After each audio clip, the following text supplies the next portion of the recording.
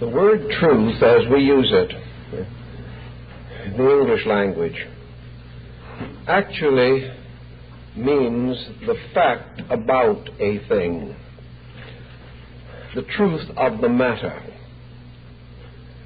When we try to use it in a completely isolated way, when we try to apply the term truth to an absolute condition in which we cannot expect any direct interpretation or explanation, then at least theoretically the term signifies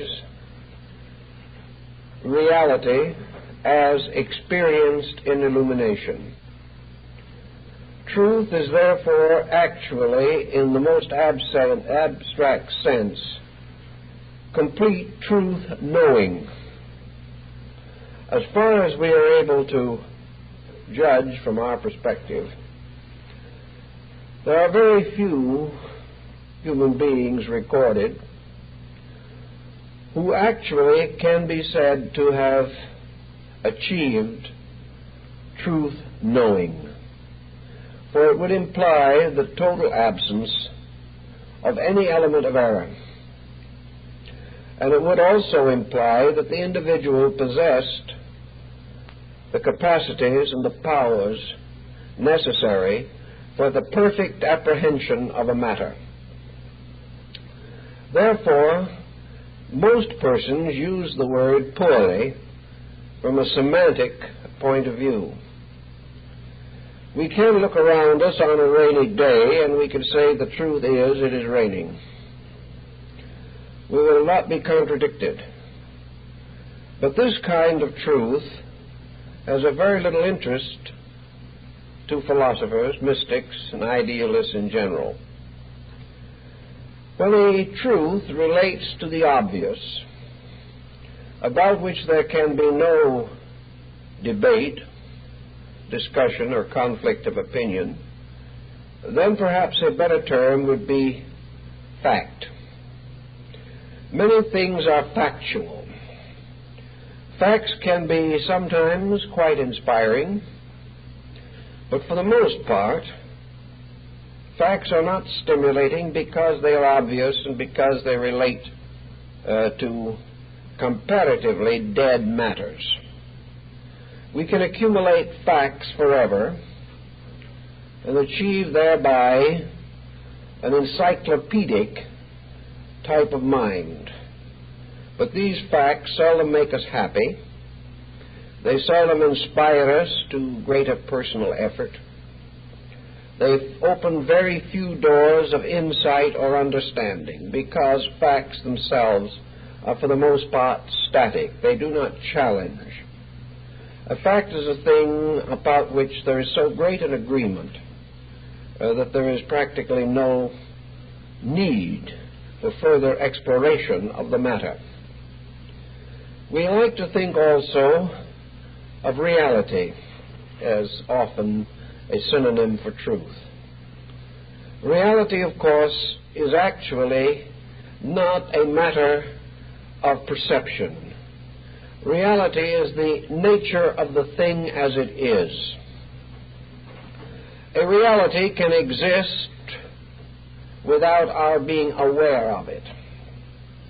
It can exist entirely apart from our comprehension. Therefore, in religion, reality is often assumed to be the highest kind of state or condition which the mind can conceive. Reality is, in substance, the unchangingness of things. Reality is the core fact, but it is more than a common fact. Reality is the actual nature of the thing, usually as opposed to the concept of illusion. Illusion being a seemingness, a thing as it appears to be, And when we say appears to be, we generally imply that it is in this way recorded by our own sensory perceptions. Appearances can be perceived by our faculties, by various instruments of thought and scientific procedure. But appearances are not necessarily real. Therefore, against reality, we have illusion, which is the appearance, the fantasy, which is not real. Reality can perhaps be applied to the divine nature. If we are theists, if we believe in God, then we may assume deity to be the ultimate reality. If we are atheists, then we must assume that the illusion of deity, having been dissipated so that we no longer believe in deity, then this unbelief becomes truth or reality in the abstract thinking of man. So reality must be the thing as it is. If the atheist believes that the universe is without a spiritual factor, then for him reality is this absence of a divine being.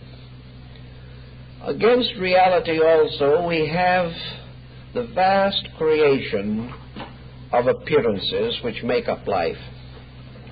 And today in learning, there is this endless struggle between truth and error, between the fact of the thing, the reality of the thing, the undeniable nature of the thing, and the conflict with that which is of appearance only, or as the classical Greek referred to the situation, the nature of being is the reality, the nature of seeming is the illusion. Now, in every phase of life, strangely enough, we live in a world composed of partial truths. We live in a world of facts that are not sufficient, realities that are not discoverable, truths that are not at least immediately knowable.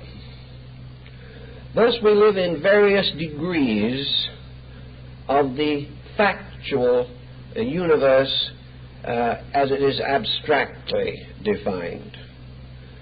We know that governments, policies, philosophies, sciences, arts are all in the process of becoming. We cannot assume that any area of knowledge is as yet perfect. Perfection of knowledge is simply the exhaustion of ignorance. When there is no ignorance whatsoever about a situation or a fact, the fact itself is clear. This is the Buddhist point of view. The Buddhist takes the position that man can never actually storm the gates of reality. He can never proceed step by step, possessing more and more of reality. Actually, the human being does not attain reality by a direct road. If he could have done so, he probably would have long ago.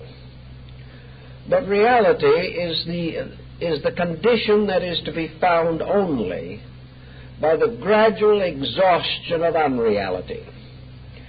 For a long time, men believed the earth to be flat. And they made a great step forward when they discovered that it was not flat. Now, what they really did was to recover from ignorance. They stepped forward 1 degree beyond the previous generation.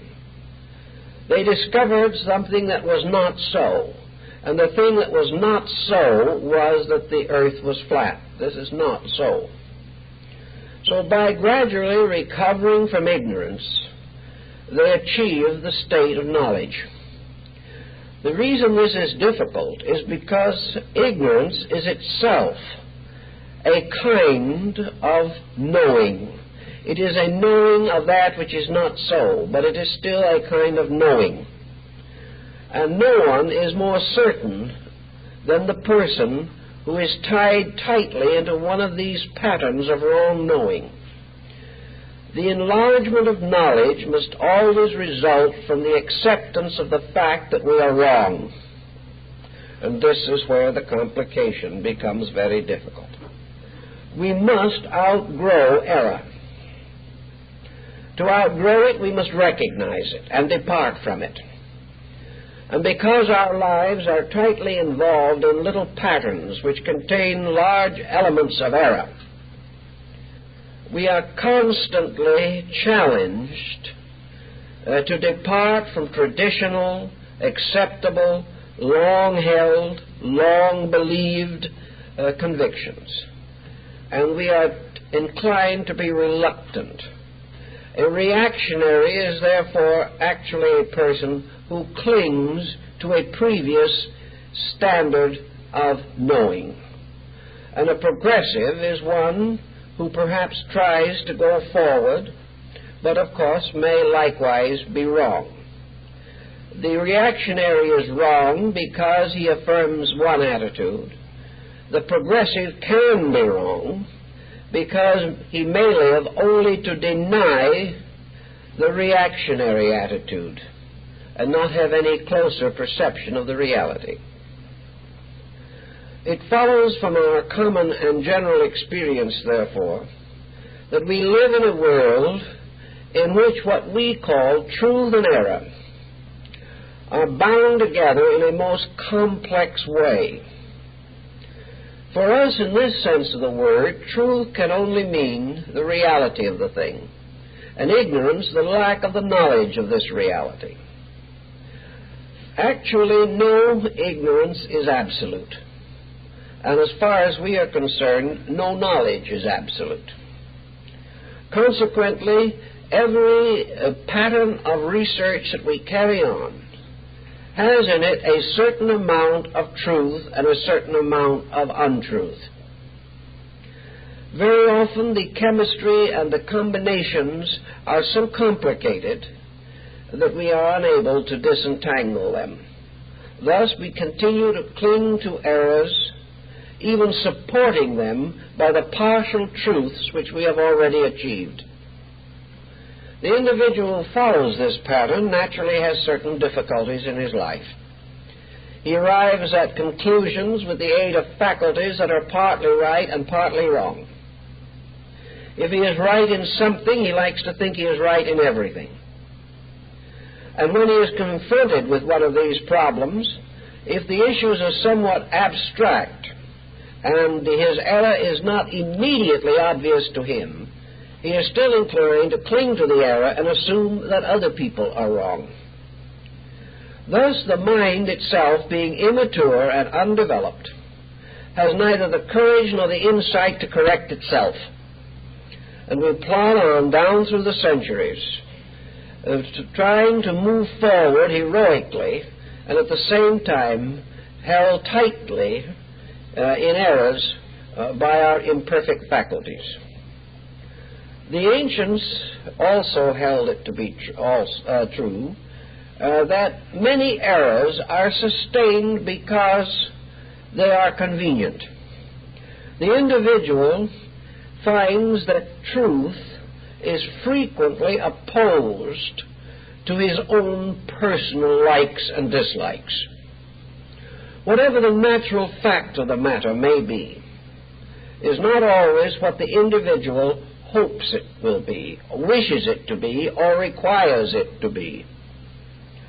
Thus there is a war on, almost constantly, between the immature faculties of man and their pronouncements, and the larger realities of the patterns of existence and their requirements. The person is therefore unadjusted. Unadjusted means that he is not living by the same code as the world in which he exists. He is not intentionally disobedient. He simply lacks the insight which permits cheerful and immediate obedience. What are the causes for the continuation of error in the world? The causes are, first of all, ignorance. For where ignorance exists, error is almost inevitable. Then there is a compound kind of ignorance which may be termed stupidity. Stupidity is the individual who, having the capacities to arrive at certain insight, or perhaps having actually recognized realities, refuses to accept them because they are inconvenient. Consequently, stupidity can only exist where the individual is doing less well than he knows. To live below our own level of capacity is stupidity. Both ignorance and stupidity can arise from, or in turn give rise to, selfishness. Selfishness is self-interest. Self-interest is nearly always at variance with universal requirement. The individual, therefore, who is self-centered is depending for his survival, for his insight, for his maturity, upon the weakest of all elements, himself. The wise person is not self-centered. He would like to believe that he is truth-centered. And he probably realizes that in a conflict between himself and truth, he can only advance if self loses and truth wins. But in many instances, the individual does not wish to face a decision that is so formidable. There are, of course, many pressures that assail the truth seeker. He very often does not have the courage or the discrimination to pursue his search with the constant and irresistible determination that can lead to ultimate victory. The enemy of truth in every instance is error, and error is most obvious in this world, in the various institutions which it creates. Now, error is not malicious always, perhaps very seldom is. But error usually has to survive by a kind of stubbornness. The person who is wrong almost immediately brings himself into an unhappy relationship with reality. The wrong person, or the person who is wrong, begins to suffer. Things go badly. The various structures that he builds do not operate correctly. The various institutions which he founds fail of themselves in some respect. His business goes bankrupt because of the error in his own understanding or insight. He loses his family because of errors within himself. A system under which we live, such as a culture, may produce generation after generation of misery. But if we have not the wit or courage to realize this, then we have to continue to suffer. When things go wrong, there is something wrong with the patterns that administer them. An individual cannot be right all his life and be miserable all his life. A civilization cannot fall as the Roman Empire did because it is right. Something has to be wrong. Now, in life, every time we make a mistake, we are jogged, but nearly always we neglect the warnings. We do not recognize that the difficulties that arise are the result of the fact that we are practicing an error, that we have a mistake of basic judgment, that something we are doing is inconsistent with the truth of the matter. Now, one thing that the Greeks discovered after a certain period of mentation, they gradually developed their philosophy, is that everything that exists has an archetypal pattern. This is true not only of animate things, but of inanimate things. Not only the works of God and nature, but also the productions of human ingenuity. Everything has rules. And these rules operate if they are followed and obeyed. A plumber has to follow rules, or the plumbing in the house will not function. The electrician has to follow rules, or he may short-circuit an expensive system and destroy himself. Everything in nature or produced by human ingenuity has a better and a worse way of being done. Everything that is created by nature is created naturally and with the law as a primary consideration. But nature is not perfect. Nature is creating under law also. And the law under which nature is creating is the law of evolution, or the law of causality. We know that nature makes mistakes, simply because nature is working with elements and materials that are themselves imperfect. But when nature does make a mistake, nature very quickly corrects that mistake. For the mistake itself in nature does not survive long. Man, however, has discovered various artificial means of perpetuating his own mistakes. He can bolster them up. He can fortify them in various ways. If he has a bad law, he can amend it. He can create new regulations to support a basic regulation that itself is wrong. Ultimately, this will result in a pyramiding of corrections, and at last the whole thing will collapse. So in the development of all things which man does, there are laws which, if fulfilled, bestow a measure of survival. But according to man's own development, nothing that he can create today is perfectly done. Therefore, nothing that he can create is eternal. The fewer the errors, the longer the survival, or the more completely the device will function. If man is able to create a better government, it will last longer than a poorer one. If man can discover a better remedy for an ailment, the percentage of recoveries will be greater. But man cannot as yet create the ultimate remedy for anything, nor can he fashion any institution that is immortal. The reason being that his imperfect insight will not allow him to be right in everything. And wherever his dream, his creation, his invention, his institution exhausts its realities, it begins to be undermined by its unrealities, and so finally falls. This is not wrong, but it is, we might say, inspiring to modesty. It causes the person to realize more and more that he lives in a universe of incompleteness. If it was not for incompleteness, our scientists would not be continually trying to find new solutions to things. Our philosophers would not be complaining about the fact that our higher reasoning processes are not adequate.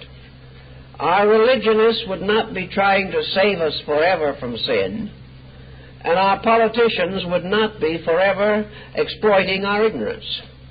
All of these situations point clearly to the imperfectness of things. We are all weak in the area of our errors. We are all strongest in the area of the degree of realities or truths which we have achieved. Now, man is confronted with two problems which also concern him.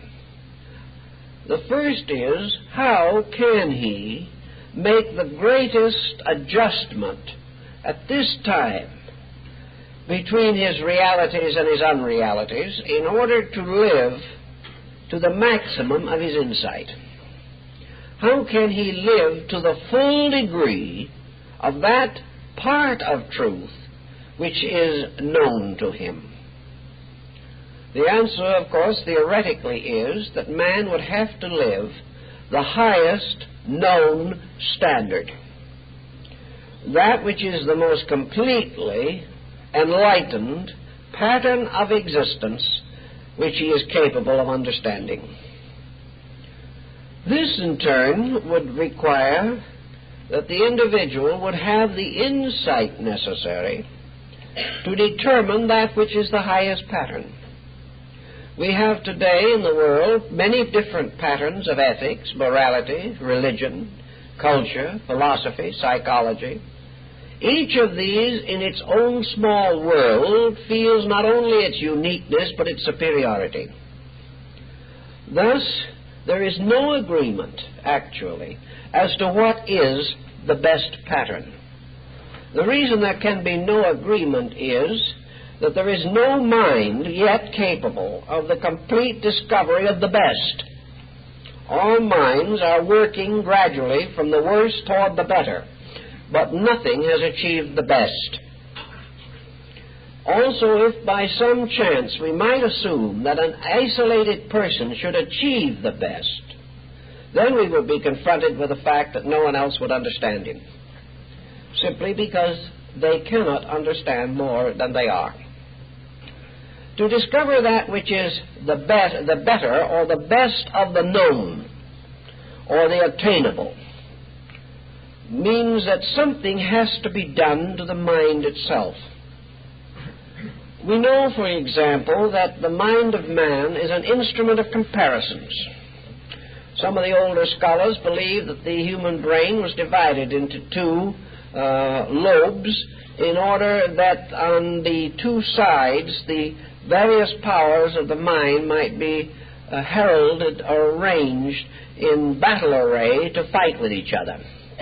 In other words, the armies of thought were drawn up facing each other as upon an ancient battlefield, and the mind fought it out in terms of the balanced competitiveness of the halves of the brain.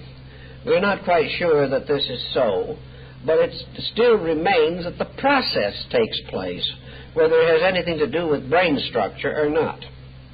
In man, there is a continual warfare on the basis of his own competitive estimations of things. He thinks in terms of polarities. He thinks very largely in terms of Aristotle. He says to himself, if this is good, that which is the opposite of it must be bad. If a certain thing seems to be true, then the opposite of that must be untrue.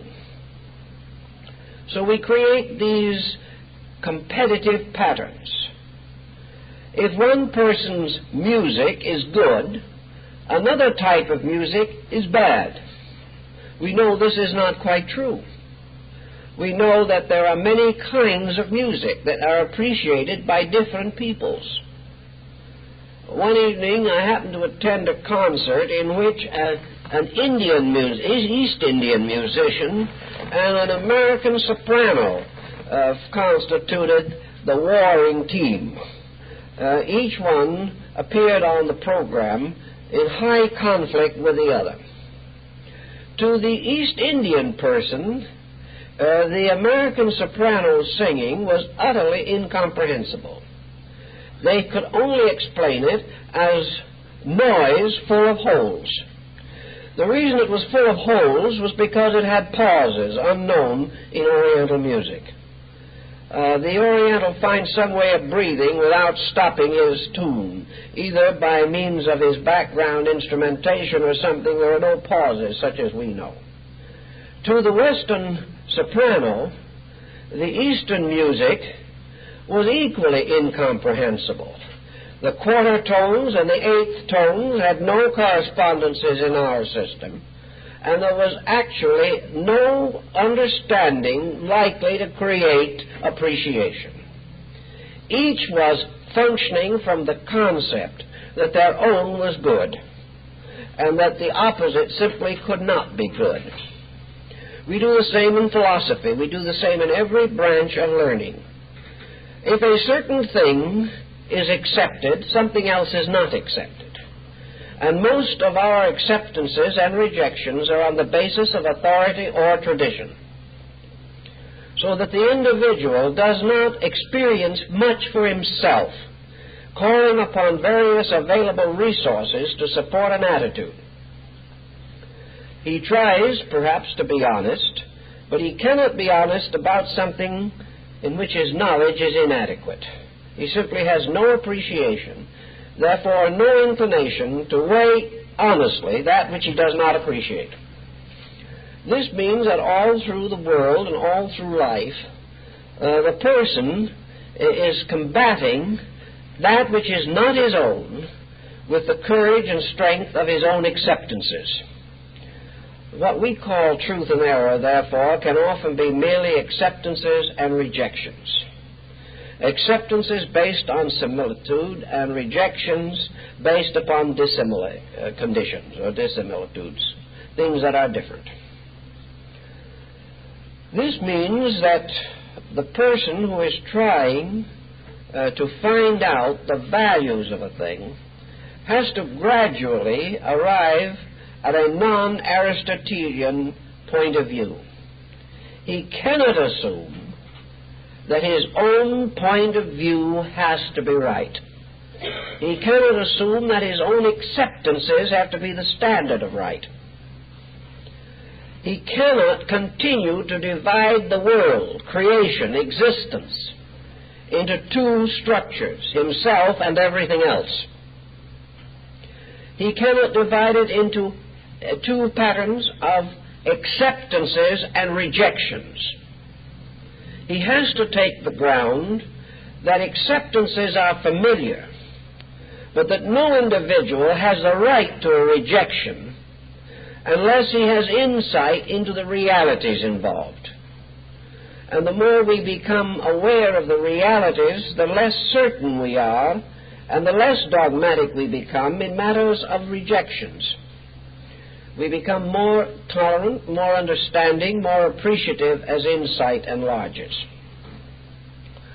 The Eastern system of thinking points out that the only way in which you can get away from polarity is to reestablish a unity, the Pythagorean monad, or the one. And do as Pythagoras did. Consider the one the symbol of truth and the two the symbol of error, inasmuch as the one is indivisible and the two is divisible. Whenever the Pythagoreans referred to the number two, they spat on the ground to cleanse their mouths of the word, because to them all duality was error. Yet we live by duality. We go shopping by duality. We try to choose among 50 different detergents which one is the inevitably best. We have a hard time because every manufacturer is advertising his product as the best. And the Pythagorean would explain to us very clearly that the truth of the matter probably lies in the fact that half of the detergents, which each one is better than the other, half of them are manufactured by the same company. So that you have beneath these differences the fact that essentially they are identical. And nearly all of the differences are imaginary. Yet persons can become addicted to these imaginary differences and swear for the rest of their lives that one product is infinitely superior to the others. Also, persons living in different areas may find the hardness of water a reason why one detergent might be more successful for them than another. But essentially, all serve the same purpose. And the competition is artificial. All division, all comparison, all competition in nature is artificial. It may not be among man-made products always, but in nature it is. Because in nature, the realities are never in competition to each other. They are always complementary. So the Pythagoreans and the Hindus both pointed out the importance of creating a unity and making this unity primary and allowing diversity to arise in this unity, but never permitting the unity to be divided. The human mind, working with truth and error, tried, of course, to tie it to a principle of good and a principle of bad. And we had theological speculation, in which God and the devil were locked forever in the struggle for the human soul. This attitude is essentially fruitless. It contributes nothing to the final enlightenment of man. Actually, the discovery of the reality of the thing ends all concern about its truth or its error, or its reality or its illusion. Illusion is simply a misunderstanding of a thing. It is an appearance which in some way has been misinterpreted because the individual does not have the skill or the wisdom or the insight to interpret it correctly. The Buddhists are not certain, however, that the tendency to illusion is essentially natural. They think that the tendency to misinterpret is founded upon some perversity in man's own character. They do not believe, that is the Buddhists, that man will go on year after year, generation after generation, misunderstanding the obvious, simply because he is incapable of understanding. They are convinced that man misunderstands because of a machinery which he has set up in himself. That in a sense his misunderstandings are intentional, although he does not realize it. They believe that the individual is clinging to an illusion because he wants to, not because he has to. That there is some perversity in his own makeup that causes him to prefer error to truth. Now, what would be the cause of such perversity? One cause of it would be an unbalanced attitude toward life itself, and a lack of grasp of value concerning life. And theory, as related to this, is quite different from practice. The person has a tendency to live immediately. He has a tendency to create a powerful partnership between his ego, or his self-center, and his environment. He wants as much as he can have for himself now. He wants all the comforts, securities, prosperities, advantages possible now. He wants to build a success immediately in this world. He wishes to dominate, lead, and influence other people. He wants recognition, he wants applause, he wants advancement, and he wants his own way. All these put together would be quite inconceivable if the individual, honestly examining the universe, realized that this was not the purpose for his own existence. If the individual was not able to justify his false attitudes, he could not hold them. Therefore, he must justify them. And the only way he can justify them is by distorting the universe around him. He must refuse to see certain things. He must misinterpret some of the things he does see. He must depend heavily upon false evidence. He must agree with people not because they are right or that he thinks they are right, but because he chooses to assume they are right, inasmuch as by so doing he justifies himself. Thus, in Buddhism, the problem of error or illusion rises from the person's own subjective desire to do as he pleases, and to sacrifice always reality for the sake of expediency. It is very doubtful if a man like Julius Caesar, sitting down quietly could think through his own career without realizing that he was wrong. He could not have gradually moved his own career to the crisis in which he died at the foot of Pompey's statue with the dagger of his best friend in his heart. Caesar could not have experienced this tragedy had he honestly used his mind. Julius Caesar was no fool. He was no coward. He was a brilliant leader, a very astute politician, and a very ambitious man. These various pressures, with their conflicts, should have enabled him to know what must happen. Yet he chose to ignore the very judgment that he possessed. The same is true of Napoleon I. Napoleon was not a foolish man in the sense of common knowledge. He was a skillful leader, beloved by his armies. He was a brilliant strategist. And yet he should have known, and must have known, had he thought things through, that the end had to be disaster. Why did he go on? Why did Hitler go on? Why did Mussolini go on? Fully aware that disaster was inevitable. The answer is only one thing, and that is the fulfillment of immediate desire. And that moment of glory that leads but to the grave was the most important thing. Mussolini said that he would rather live 5 years as a lion than 20 years as a lamb, and he had his choice. But he knew in his own heart that the chances were overwhelming that he would end in disaster. So the human being, having a degree of knowledge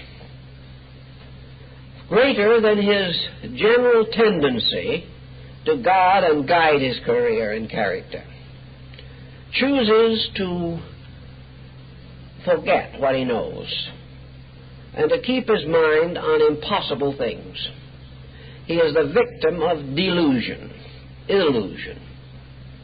Or as some have said, he is always strangely, superstitiously optimistic that although every person in history who has acted as he has acted has come to grief, his destiny will be different.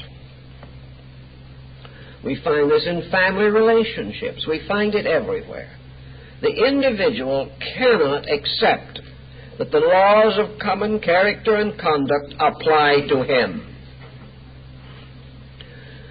Buddhism and Greek philosophy also point out, therefore, that this confusion, this delusion, can only be overcome, can only be clarified by some kind of detachment. As long as the person is an absolute slave to his own ambitions, his own self-will, and the satisfaction of his own appetites, he will always come to disaster because he will break the rules. To find what these rules are only by breaking them is a very long and painful procedure. Man does not have to grow every inch of the way from here to eternity in pain. He may choose to do so, but it is not necessary. There must be some way in which the individual can really gain the power within himself to live according to the best of himself.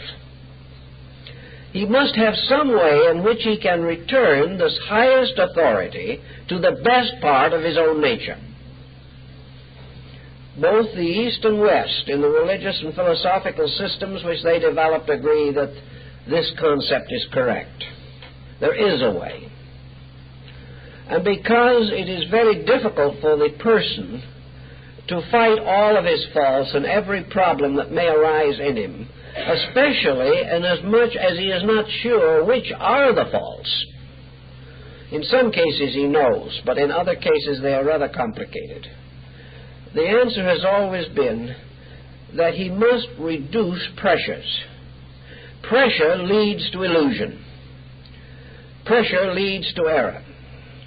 The individual who is angry makes more mistakes, and in trying to bluff his way through one difficulty, he creates 5 new ones.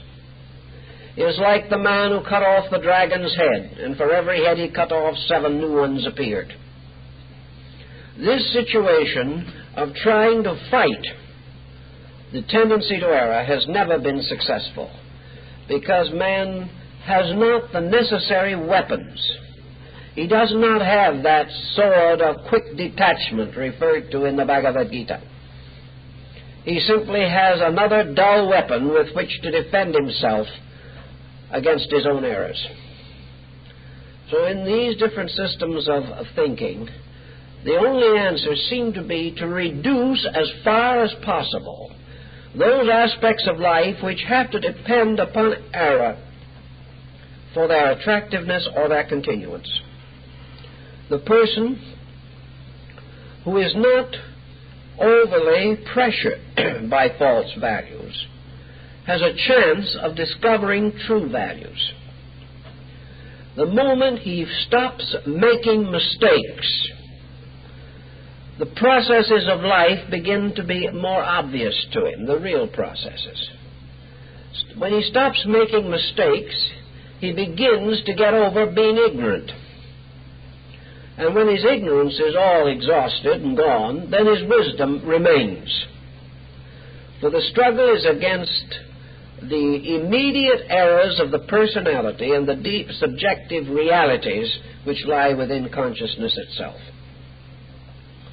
So in the Eastern philosophy, particularly in the old Hindu and Vedic rites, the individual offered up his entire personal life to the service of the infinite, reserving nothing for himself, and permitting the infinite life to manifest through him according to its own will. Now, today, a person who did a thing of this nature would probably find himself in many difficulties, and would also be ridiculed by other people, because he lives in a time in which false values are supreme, and true values represent very little which are attractive to man. The true person, the thoughtful person, almost inevitably has to retire from human society and live in a monastic or isolated way.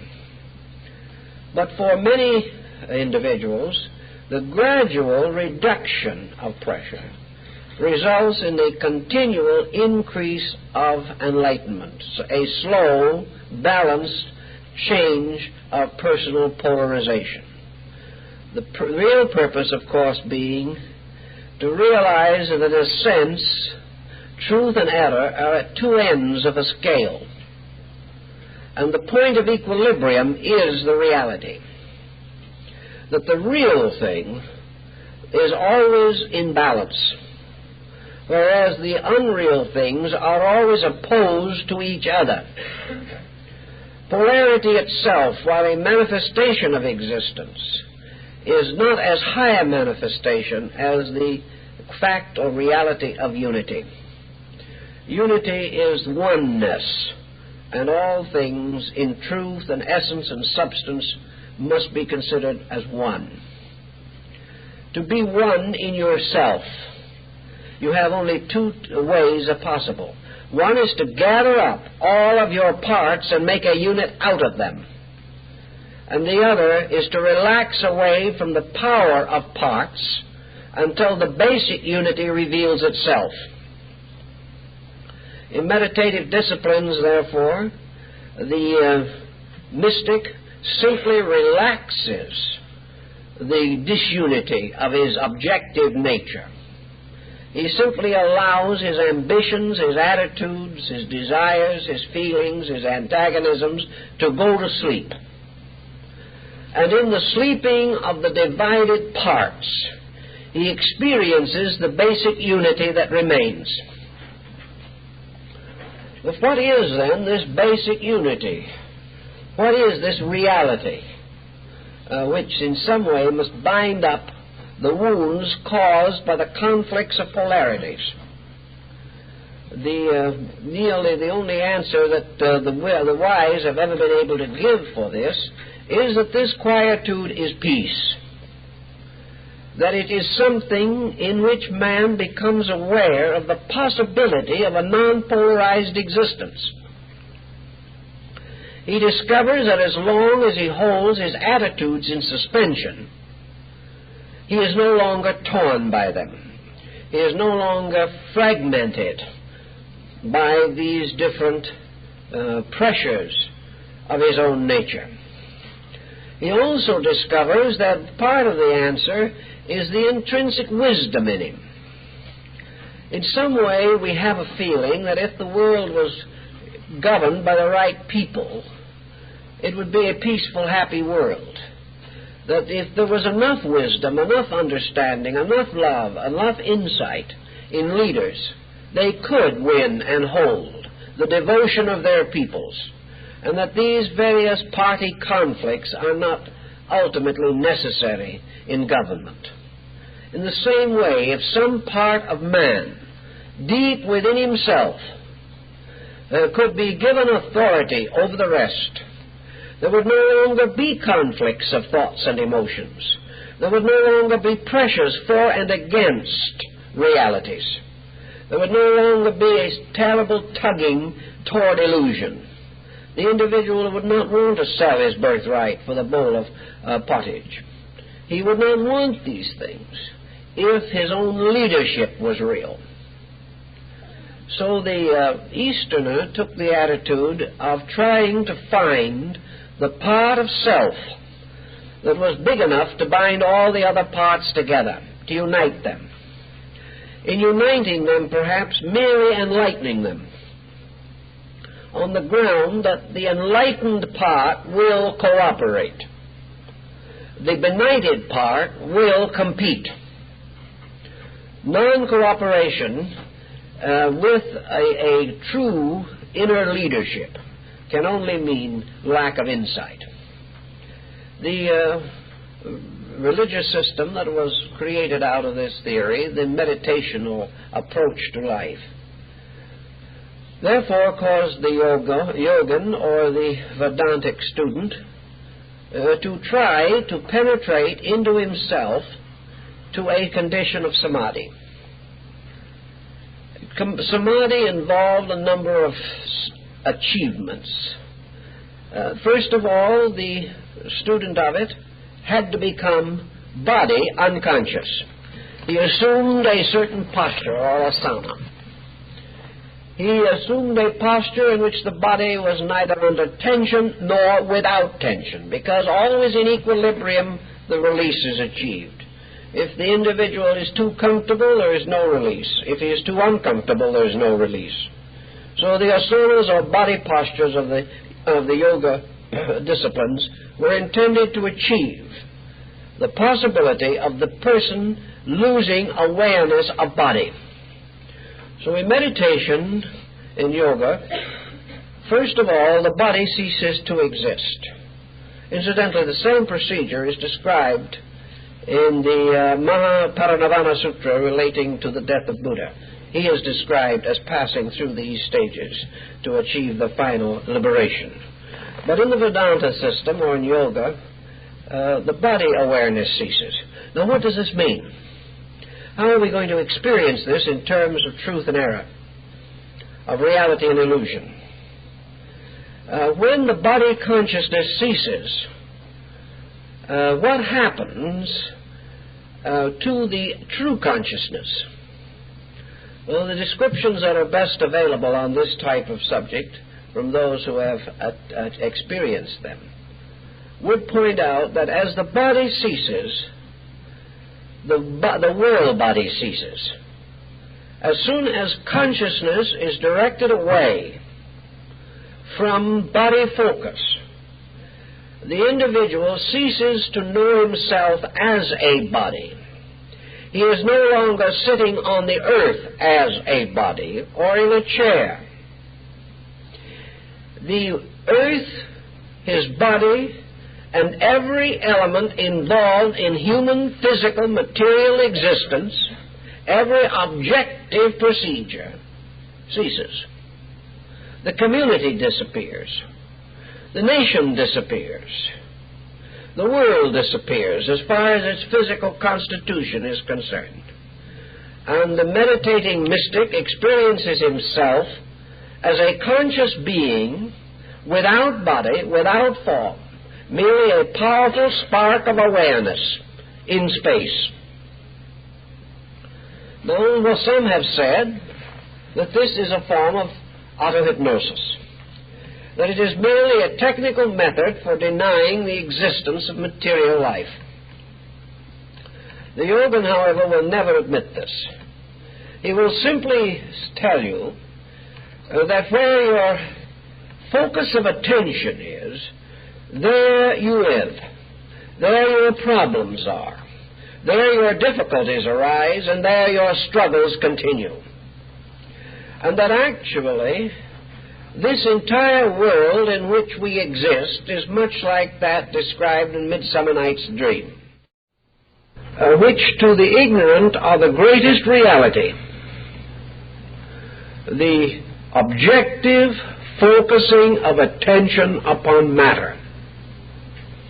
The moment that you bestow everything you have to the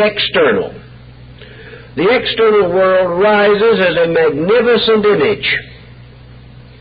The moment you dismiss this image by detachment, it disappears. So the yogin also points out, whether you like it or not, whether you believe it or not, whether you want to accept it or not, this is exactly what happens when you die. For when you die, you do not have the experience of the world and you departing from it. It is the world that departs. Suddenly, this whole mysterious pageantry simply evaporates, and you are exactly the same, and you're watching a world disappear. The reason being your own center of consciousness has shifted, and where it has shifted, a new world appears. Where it is removed, the old world disappears. For all these things are nothing but emphases. It is quite conceivable, in fact, some of our university professors today are quite certain it is true, that if man could shift consciousness about through a series of tuning ins and tuning outs, he might discover 100 different civilizations right here at the same time. That this very space around us is filled with other kinds of life, just as real as our own, but not existing to us because we do not tune it in. So that tuning in makes it real. Tuning out causes it to disappear. But anything that can be tuned in or tuned out is not inevitably true. It cannot be completely so. It is a relative thing. And in this relationship of tuning in and tuning out, the only reality conceivable is the radiant spark that does it. This spark, then, knows itself to continue in the midst of everything else that is changing. So a little later, the Vedantist, or the yogin, having disintegrated, so to say, the material world, so far as he is concerned, he'll come back to it in due course. But for the moment, he is a spark in space. A spark, perhaps, that is tremendously thrilled. This new experience suddenly causes almost an ecstasy within the self.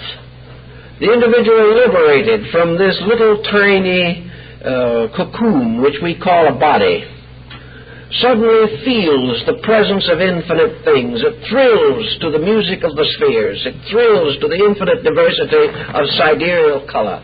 It is picked up in a strange dance of life. And the being says to itself, at last I'm beginning to experience something of these vast realities. And I now discover that I live in a world of light and color and feeling and beauty, of motion, of art, of music, of everything you can think of. And then slowly in the meditation, the yogin works his way through this mysterious enchantment. For this other enchantment is also part of a world through which he must pass. It is the magic garden of desires, a fulfillment of desires. It is a magic garden in which the individual says, if I can only be happy, everything is well. But this isn't the answer either, because wherever happiness exists, unhappiness must also ultimately come in. As Omar says, the Lord with paradise devised the snake. That always has to be there. So gradually this wonderful world of feeling goes to sleep also. And the yogin suddenly discovers that he has no longer any moods, any feelings. He does not know or care whether he ever has joy again or not. His emotions go to sleep in some kind of a strange rational certainty. He begins to experience this pure mentation, the mentation of everything being sufficient because it is so, because it is true, because it is real. The mentation which experiences all things in terms of logic and of pure reason, a reason far above anything that we know in this world. A reason which seems to reach out for the first time to the total understanding of existence. And this little spark is still there. This little spark that is going to understand all things and experiences more and more within itself the strange unfoldment of an infinite wisdom, a wisdom that gives comprehension of all things. And still the yogin is fighting his way. He thinks, some might think he has arrived, but he knows he has not. That as long as he remains as an observer, as long as there is some kind of a boundary between himself and that which is to be understood, he is not quite there. No matter how much he knows, how much he observes, he is still an observer. No matter how much he contemplates, there is still himself and that which he contemplates. There is still this mysterious interval of total experience which he has not passed. So finally in samadhi, the yogin voluntarily relinquishes the self that is the seeker. He not only relinquishes his desire to know, he relinquishes his need to know. He relinquishes his instinctive right to know. He relinquishes his mental satisfaction in knowing. He is striving to get past this polarized existence. He is looking for the only answer, which is the final end of conflict. To end conflict, he must destroy the interval between me and thee. He must overwhelm the interval between himself and God. He must also break through that mysterious wall that divides relative error from absolute truth. He has to get through there some way. There's only one way he can do it, and that is to allow the self, which is the divider, to go to sleep, so that gradually he must take this supreme step of absolute faith. He must relinquish his own right to exist. He must lose his life in God if he is to save his life. Jesus said, who loses his life for my sake shall have life everlasting. And it is this voluntary relinquishing of self-existence that suddenly causes the individual to escape totally from polarized consciousness.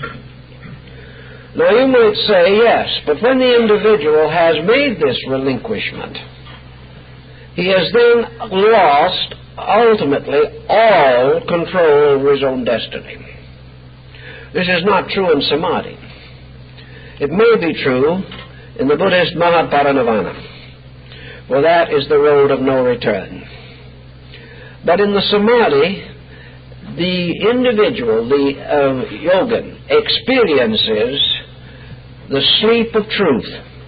Now in sleep, we lose control, we forget we exist, We have no self-existence, and yet in the morning we awake. Therefore, the loss of self-consciousness is not proof, per se, of loss of existence. A very important point in Buddhism. It is not necessary for man to experience himself in order to exist. Sleep proves this in a very simple way. Sleep proves that existence continues, that self-existence is merely an interrupted process within the substance of a total existence. Samadhi, therefore, is the rejection or the relinquishing of self-existence by yoga. The individual thereby becoming one with existence.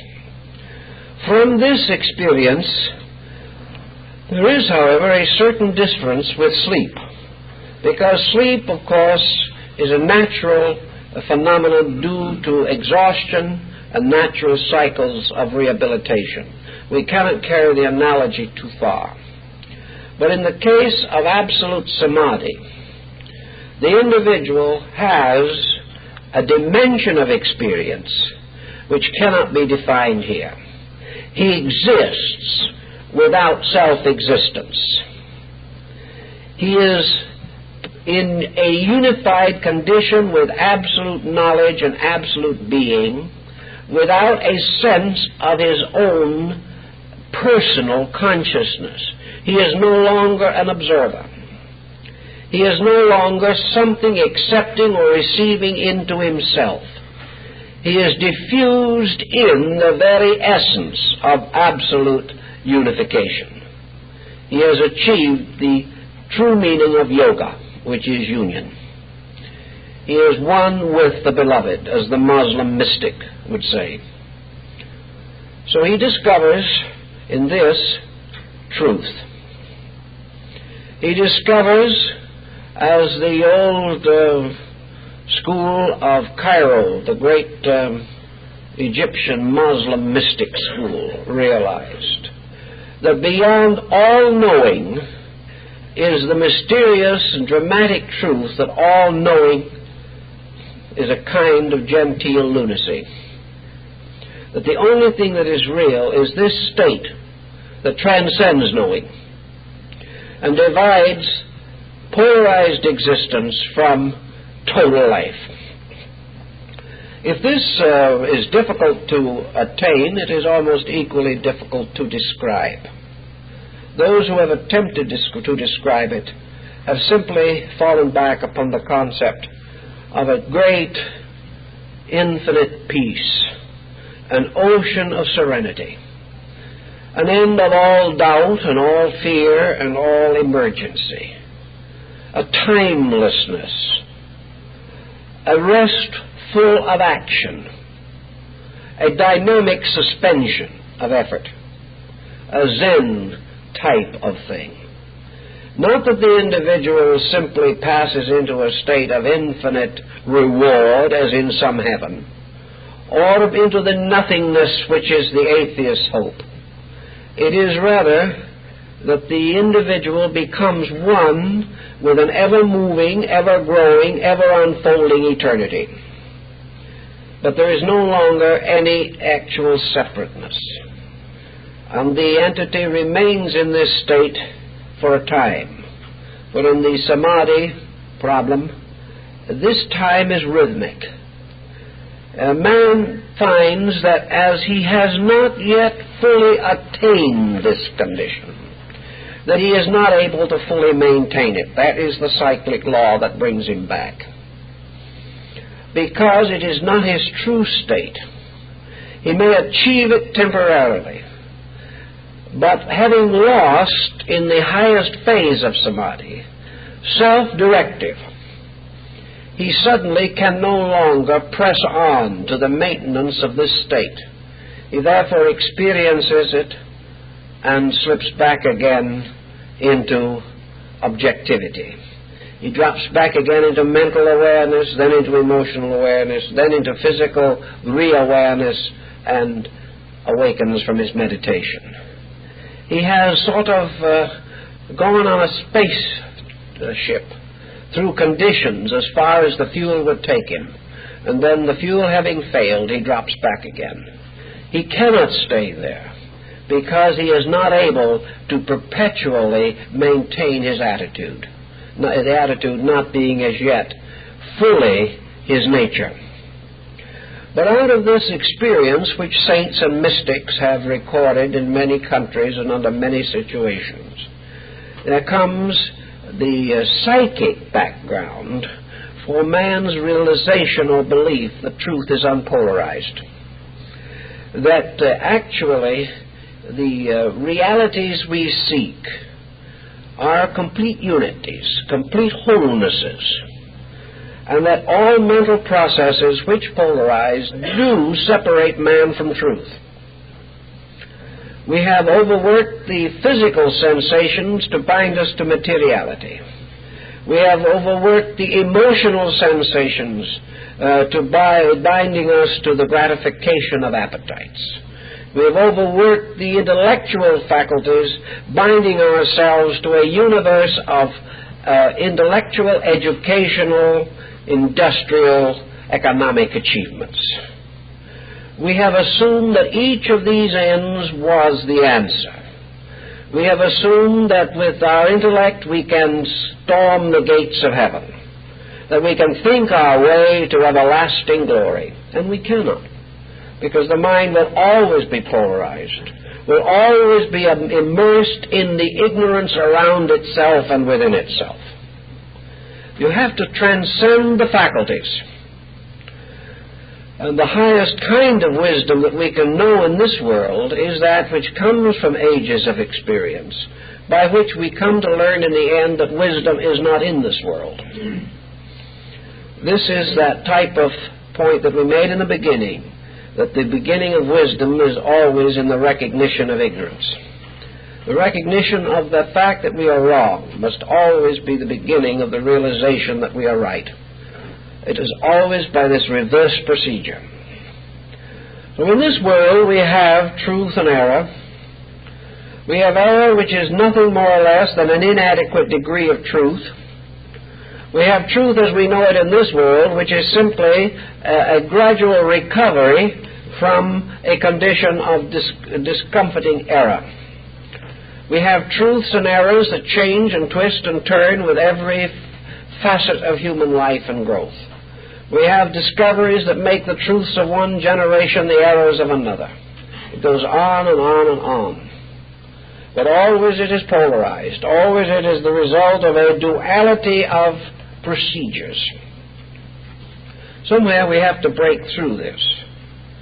We have to recognize various patterns the ancients discovered. The pattern of spirit and matter, each only an aspect of the other. That actually there is only one substance, and that polarization arises in it, not in itself essentially, but in man's effort to interpret it. We have no proof whatever that the gnat in the sunbeam is any less in the cosmos than a planet or a sun. We do not know this, we only assume it. We also realize that good and evil are not at all clearly marked as we think they are. That good may be the least degree of evil, evil the least degree of good. We never have any realization of how these policies operate. But we are convinced that the so-called opposites are by degrees, that the Gnostics were correct in their theory of emanationism, in which superior forces moving downward in emanating arcs, meeting inferior forces ascending in emanating arcs, created constant compounds of reality and illusion. And that in these various compounds, one band emerges from man and the other radiates from heaven. Man is ever in some kind of an adjustment, therefore, between himself and that which is superior to himself. So if you want to try to make some kind of a little practical program out of this and get it out of the sky entirely and down into your own particular problems,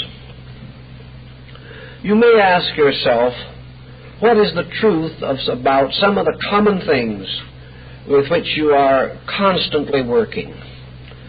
What is the truth, for example, in the relationships between yourselves and other people?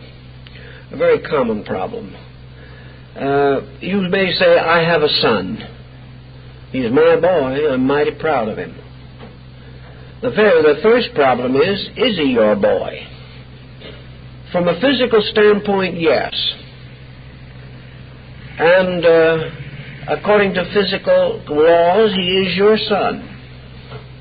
But the moment you press this so-called truth too far, it leads to a dangerous error. The moment you think of a person as your son, it is very difficult not to take an authoritarian attitude toward that person. If it's yours, it is your right to use as you please.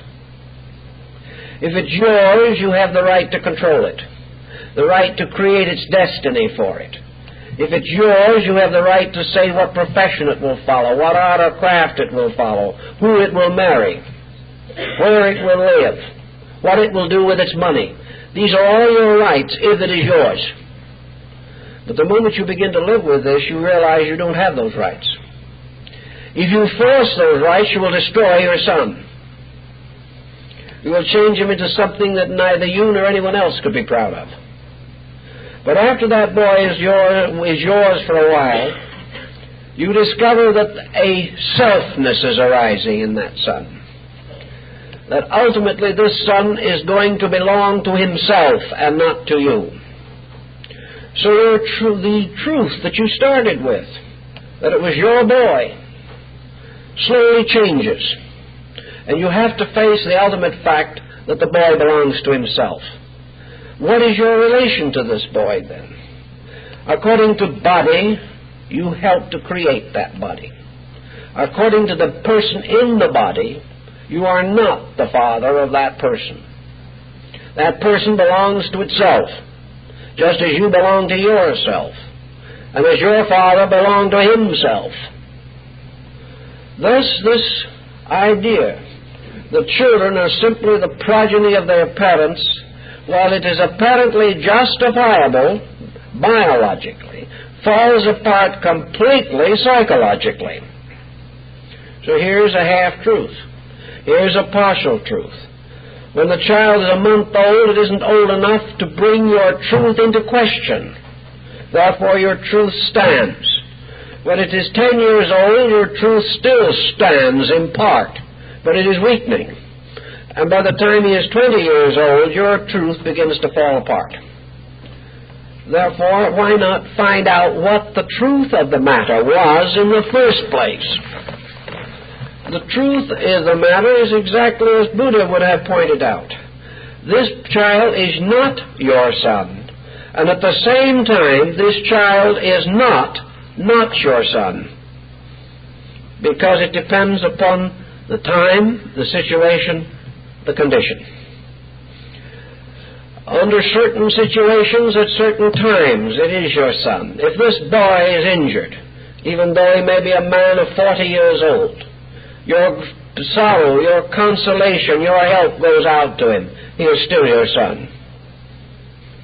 If this boy, however, goes his own way and succeeds and has his own life and never needs you, he is your son, but he is not your son. He is still of your blood. But unless he calls upon your parenthood, the relationship of the father and son gets very thin and finally disappears entirely in the maturity of things. So the real matter is that always and forever, father and son are united in something else, life. In a mysterious way, father and son are one being. But in that one being are all fathers and all sons. So that actually all that lives is one being, taking an infinite diversity of manifested relationships. The stranger and the enemy and the friend and the son are all relationships set up by conditions in life. But all of these different persons arise from one. In substance, they are one. Consequently, there can be nothing but identity at the source of life. All other relationships are passing. To realize the identity is to meet all the needs. To accept any of the relationships without recognizing the identity is to shortchange something. Therefore, the son who is yours at the same time belongs to himself. But the himself to which he belongs and the yourself to which you belong are two manifestations of one eternal self to which we all belong. But if we do not get that higher point clear, all of our secondary relationships fall apart. The polarized selves below are in trouble and conflict forever unless the unpolarized overself, the Atman, is recognized as the basis of all true relationship. All relationship is actually identity. All things are one thing. Within this identity, we can then set up any other relationships we want to, and they will always be compatible. But without the realization of the over-identity, all other relationships become illusionary. So illusionary relationships are those in which facts are explained incorrectly, or in which the wrong evidence is used to prove the right thing. The man says, I and my son, in a sense, we are one person. We understand each other. He is my blood. He is the continuance of myself into the future. This is fine as far as it goes, but it can lead to the most selfish possessiveness the world has ever known. Because in this there is no true insight. But if this man can realize that actually he and his son are two eternal manifestations of eternal being, then all the other relationships become the basis of fair, friendly understanding. It's the same point again with the Indic theory of family. In this country, a mother will say, I have given everything to my children, therefore it is now their duty to take care of me. This is a perfectly reasonable interpretation of the ancient Mosaic code. But it was also a very learned rabbi of Talmudic virtues who on one occasion pointed out that it is more difficult for 12 sons to take care of one mother than it is for one mother to raise 12 sons. There's this difference. In India, the situation is reversed. The mother says, when I have raised my sons, I have paid my debt to my mother. It goes back instead of forward. In other words, the child is always the fulfillment of the duty to pay for our own upbringing. The child is therefore allowed to be free, in a sense, because we have paid our debt by bringing this child up. It is not the child who has contracted a debt. It is the parent who has paid a debt. But let the child remember, when it has a child, that the same rule will apply. But the difference is psychological, and yet these are two interpretations of one obvious fact. Which is the illusion? Which is the reality? How are we going to judge all of these differences? The real fact of it, of course, lies again behind. Namely, that the universe is infinite growth. Therefore, all things have the common responsibility of growing.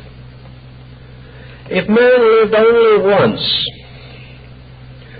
and was brought into this life only as the result of the attitudes of parents, then perhaps the parent would be fully responsible. But actually, we are part of an eternal generating process. And philosophy and Oriental thinking says, factually, there is no responsibility. There is no duty. But there is an all-enclosing graciousness. There is always the wonderful privilege of helping to bring life into life. These things are not duties. They are the gracious ways in which we share together.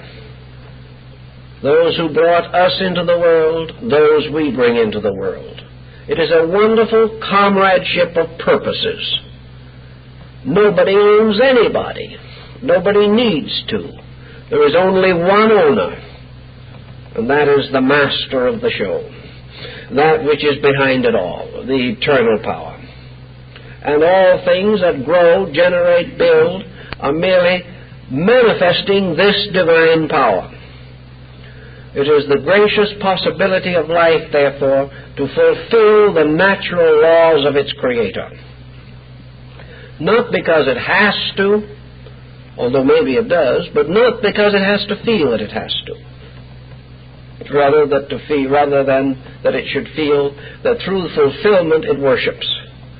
Through the doing of gracious and beautiful things, it glorifies the graciousness and beauty which sustains existence. These patterns, therefore, pull together, always hunting for unity, always seeking for the basic principle that is so big that it takes all the conflict out of secondary principles and enables us to restore them to their proper honor. Now, we may not be correct entirely in all of our unities. We are not absolutely sure of some of these things. But one thing we are relatively certain, namely that we are advancing in the right direction when we remove destructive polarities. Whenever we find a source of understanding, we have grown. Whenever we create a source of misunderstanding, we have retrograded. Whenever, as the result of our decision, we have a better world, we are moving in the right direction. We may not be at the final decision. Perhaps there are understandings far beyond us. But that which overcomes dualities by putting a sovereign unity above them, this is the next step toward knowing, toward the fulfillment of knowing. This is better than what we knew before. This was better than the previous standard by which we lived. We also have the power to know that truth, whatever truth degree we possess, helps something. Truth will never cause things to become worse. Truths may discomfort us, but it will only be our selfishness that is discomforted. Wherever a truth is practiced, there is a certain strength resulting from it, a security, a betterment for all value. Wherever an illusion is practiced, something must go wrong. There is a loss of ground. There is a rise of differences. But wherever an error comes into existence, there is a loss of insight. Wherever we make a mistake, a prejudice raises its head. Wherever we use the best virtue that we possess, a freedom is achieved from prejudice or deceit or conceit or whatever may be the difficult factor. By watching this alone, we can gradually guide our way in the direction of greater realizations. Always they produce a better fruit. Always they lead to a happier ending. Now, in the world today, we have tremendous conflicts, more than ever before in history. And many persons have got to work out these conflicts some way within themselves, or be torn to pieces by their own tensions and stress. Tension is simply conflict. Tension is polarized energy fighting with itself.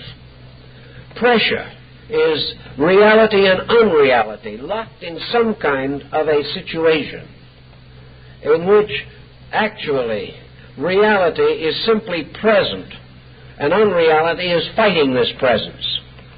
Reality never fights anything, but unreality is always fighting.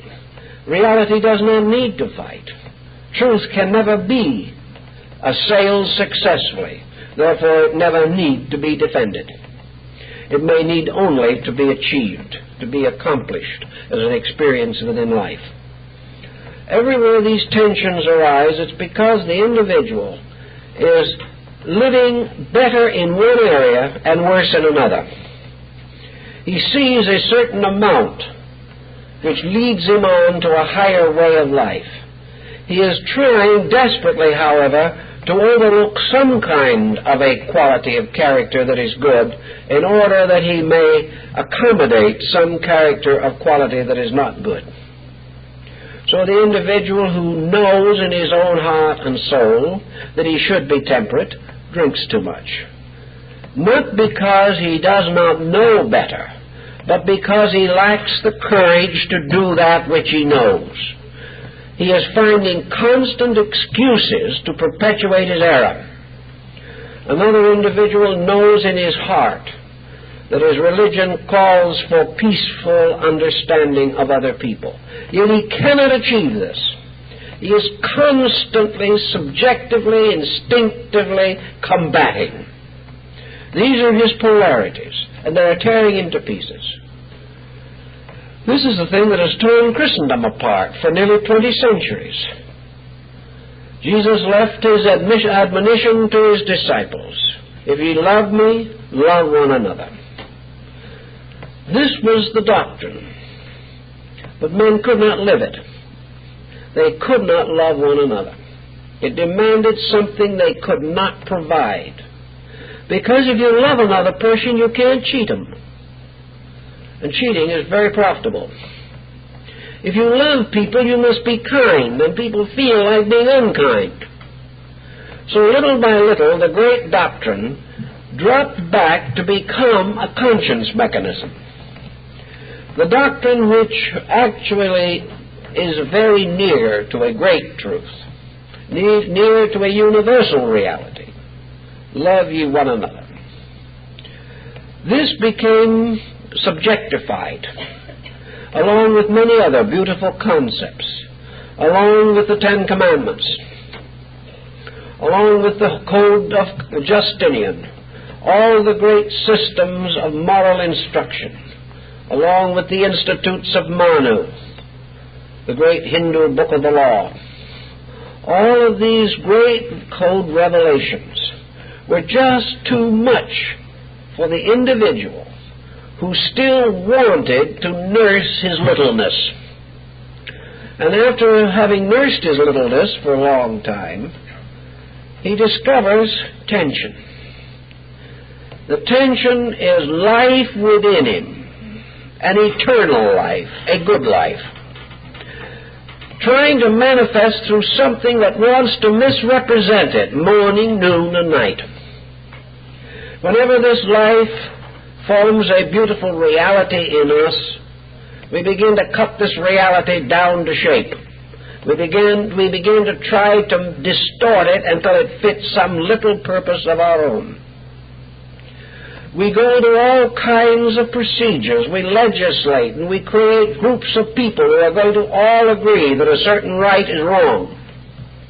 We're going to do anything. But we cannot defeat this mysterious vibratory rate in ourselves, the rate which is ourselves, the rate of harmony, of peace.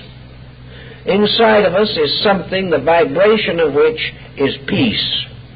Perhaps the vibration itself is truth. But whatever it is, it cannot be refused. And this vibration moving out against our self-centeredness turns the life of the average person into a battlefield in which the good in him which by its own radiance is a light that is there. Nothing can be done about it. It is there. It cannot be taken away. But around this light, man builds all kinds of distorting structures. The light breaks through these structures, and as it breaks through, the individual is hurt. The light suddenly casts itself into some dark area of conduct, revealing the facts, and the individual is hurt. Everywhere this struggle, therefore, between truth and error, between reality and illusion, is the struggle between life and mind, emotion, body resisting life. Mind says, I will interpret life as I please, and it had better be what I say it is. So life remains exactly what it is and beats the mind. Emotions say, I'm taking life, I'm going to make life do what I want it to. I shall use life to fulfill desire. Life takes over this emotional pattern and punishes it because the pattern is wrong. The pattern cannot sustain itself. Life will never do what this pattern requires. Therefore, the person is miserable. The body says, I will do as I please. I will break all the natural rules of health. I will take the energy which has been given to me and I will waste this energy. But I still demand the right to be healthy. Nature, with its energy and its life, cannot be touched by these demands. Life fulfills its purpose. Body is broken if it opposes life. So everywhere, error is the individual breaking faith with life, law, pattern, truth. And this breaking of faith creates a separateness, isolates the person from the universal. Only when the person acknowledges error, returns to the universal, and establishes itself in the eternal nature, can unity be reestablished. God has not departed from man. Man attempted to depart from God, but could not do it. For every part of man is also God. Therefore, man, in his willfulness, tried to establish his own empire in a universal empire. He became a small, discontented minority. He became a kind of universal beatnik, and as a result, he's in trouble. He has to go back to the rules. The polarities he has set up have no existence except within his own confusion. For he has found there are two ways of doing things wrong. These are the polarities. And only one way of doing them right, and that is equilibrium. And he has found that the only way in which he can reconcile himself with the infinite is through the realization or restatement of the experience of unity, in which there is no longer polarized consciousness. This was the burden of Zen. This is the teaching of the Sufis. This was the instinctive realization of the Quakers and the Friends. It has also been the mystical revelation that has guided the saints and sages since the dawn of time. Consequently, we are seeking still to bring all polarized opposites into complete and perfect equilibrium. For the moment we achieve equilibrium, in that moment of absolute balance, reality moves in, takes over, and we are no longer subjected to this endless war between light and darkness. Reality alone is real. Light and darkness are its moods, but they are held within the pattern of its righteousness. Man, not aware of the pattern, struggles to overcome the polarizations without any realization that these polarizations do not need to be overcome as we would do it. They merely need to be realized through. The facts to be seen, and the one, or the nearest thing to the infinite state of being that we can know, must be elevated above becoming. Becoming is all we know. but becoming takes place in being. While becoming is a struggle forever, we suffer. While becoming is recognized as a natural manifestation of being, being itself present in all of its own becoming, then we flow with life, flow with Tao, have a natural and gracious adjustment and a non-competitive relationship with each other and with the power that created us. Well, I think our time is up for this evening, so we'll try next week.